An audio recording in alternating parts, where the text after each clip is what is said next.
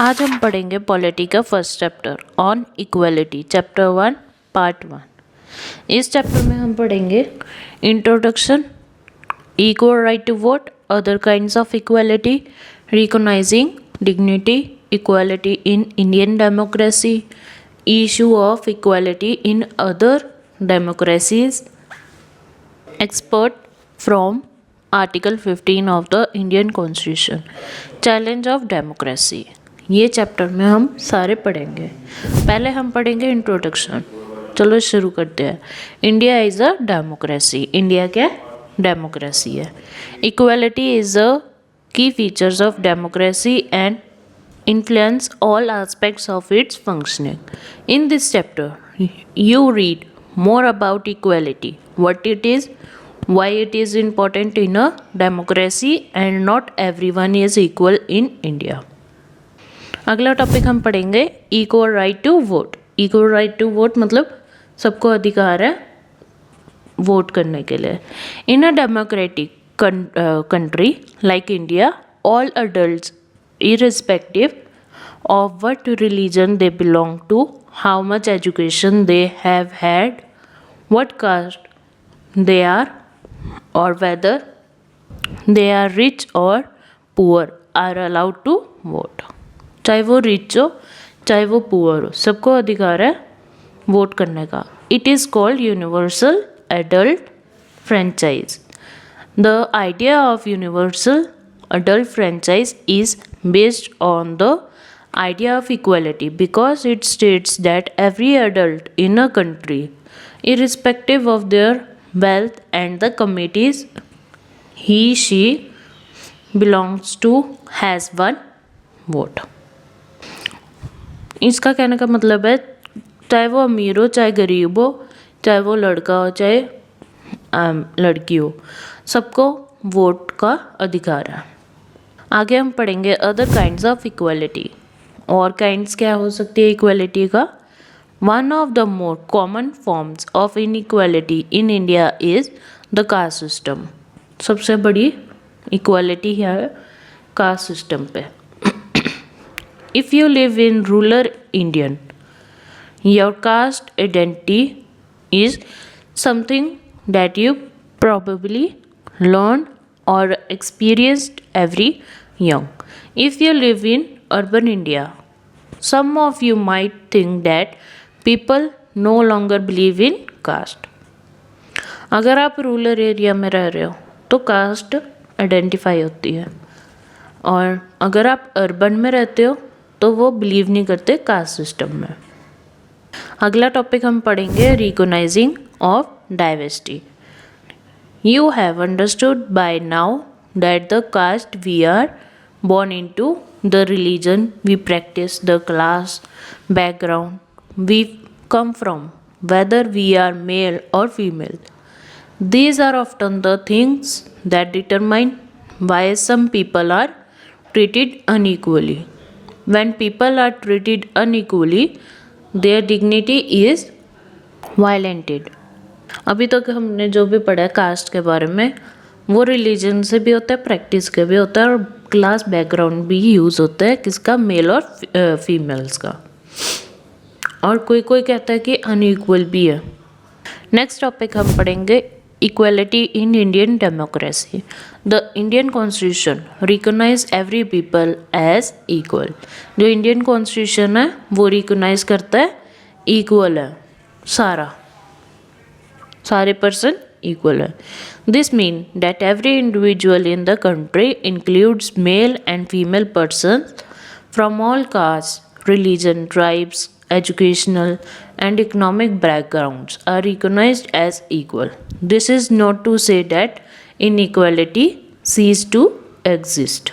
जो हमारा Indian constitution है वो कहते हैं कि सारे पर्सन एक है, कोई उनका अलग अलग धर्म नहीं है।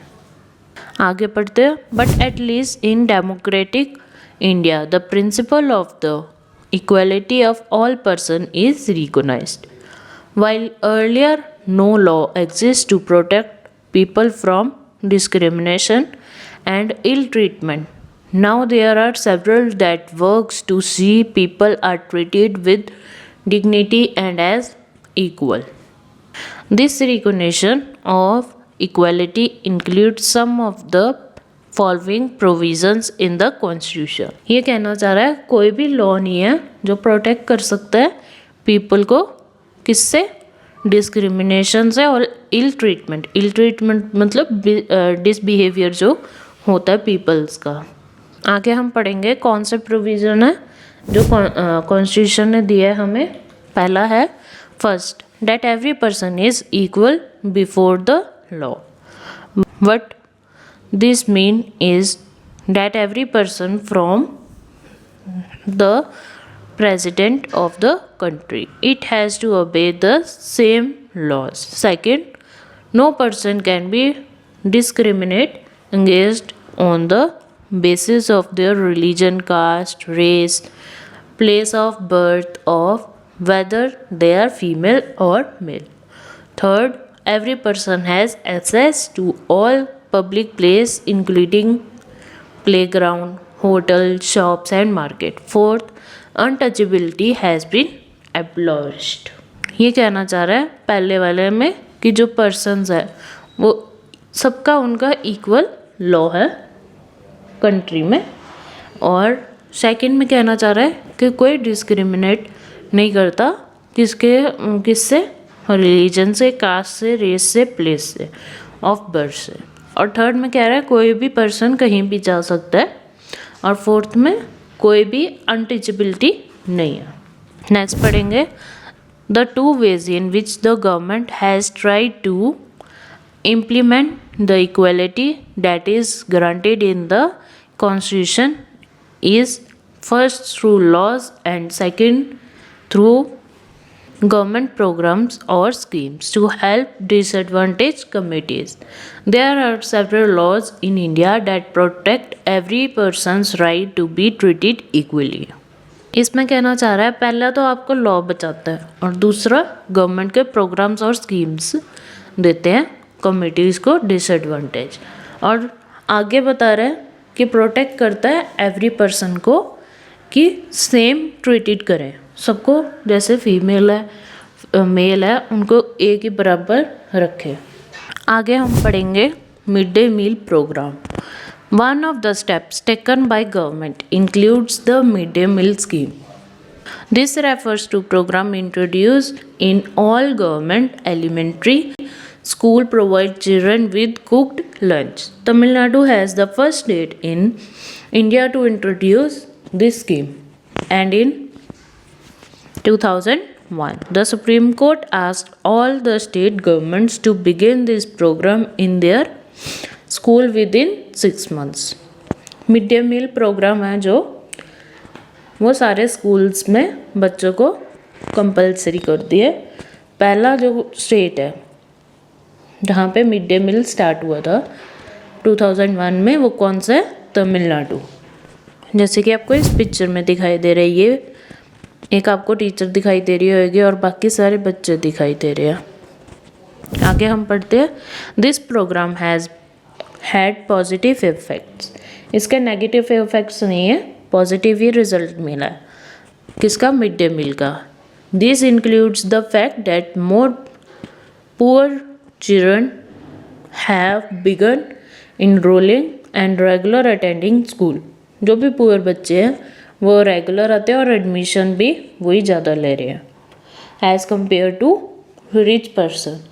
The mid day meal programme also help reduce the hunger of poor students who often come to school and cannot concentrate because their stomachs are empty. While government programs play an important role in the increasing inequality of opportunity, there is much that still needs to be done. Mid day meal programme है जो बच्चों के hunger, भूख अपनी control करने को दिए। कोई बच्चे आते थे जो खाली पेट आते थे और अपनी स्टडीज़ को कंटिन्यू कर नहीं पा रहे थे, इसके लिए भी हेल्प किया गवर्नमेंट ने. These children are forced into unequal situations in which their dignity is not respected. One of the main reasons of this that attitudes change very slowly. जो भी बच्चों का एटीट्यूड था पुअर चिल्ड्रन का और rich children के बीच में, वो चेंज होने लग गया एटीट्यूड उनका। आई होप आपको इतना समझ आ गया हो। आगे हम पढ़ेंगे issues of equality in other democracies. The truth is that in many democratic countries around the world, the issue of equality continues to be the key issues around which communities struggle. So, for example, in the United States of America, the Civil Rights Act of 1964 prohibited discrimination on the basis of race, religion और national origin. Democratic country का सबसे बड़ा example है United state of America, जहाँ पे civil right act start हुआ था। आगे हम पढ़ेंगे it also stated that all school would be open to African American children and that they would no longer have to attend separate schools specially set up from them. However, despite this, majority of African and American continues to be belong the poorest in the country. Special school खुल गए हैं किसके लिए? African students के लिए and American students के लिए जो स्कूल डेली अटेंड कर पाए, चाहे वो पुअर हो चाहे वो रिच हो। स्पेशली फॉर पुअर के ज़्यादा हुआ है ये। Excerpt from Article 15 of the Indian Constitution. Probably of discrimination on grounds of religion, race, caste, or place of birth. The state shall not discriminate against any citizen on grounds of only of religion, race, caste, place of birth, or any of them. No citizen shall on grounds only of religion, race, caste, place of birth, or any of them they subject to any disability and restrictions. ये कहना चाह रहा है discrimination है किसके बीच में? Discrimination नहीं है रिलीजन के बीच में, रेस के बीच में, कास्ट के बीच में और प्लेस ऑफ बर्थ के बीच में। आगे हम लास्ट टॉपिक पढ़ेंगे चैलेंज ऑफ डेमोक्रेसी। क्या हमें चैलेंज दे रहा है democracy? No country can be described as being completely democratic. कोई भी कंट्री पूरा डेमोक्रेट नहीं है। There are always committees and individuals trying to expand the ideas of democracy and push for a greater recognition of equality on existing as well as new issue. Center to this is the struggle for the all persons as equal and for their dignity to be managed. इसका मतलब है कोई भी country में डेमोक्रेटी नहीं है अभी, और कम्युनिटीज़ और इंडिविजुअल एक्सपेंड करती है डेमोक्रेसी को, किसके थ्रू पुश करती है? न्यू आइडियाज़ लाने के लिए, और सेंट्रल करती है, स्ट्रगल कर रही है इक्वल करने के लिए पर्सन को और डिग्निटी मैनेज करने के लिए कंट्रीज़ में। आई होप आपको इतना समझ आ गया हो। हमने इस चैप्टर में पढ़ा था introduction, equal right to vote, other kinds of equality, recognizing dignity, equality in Indian democracy, issues of equality in other democracies, expert from Article 15 of the Indian Constitution, challenge of democracy। ये हमने इस chapter में पढ़ा है। I hope आपको इतना समझ आ गया हो। Thank you.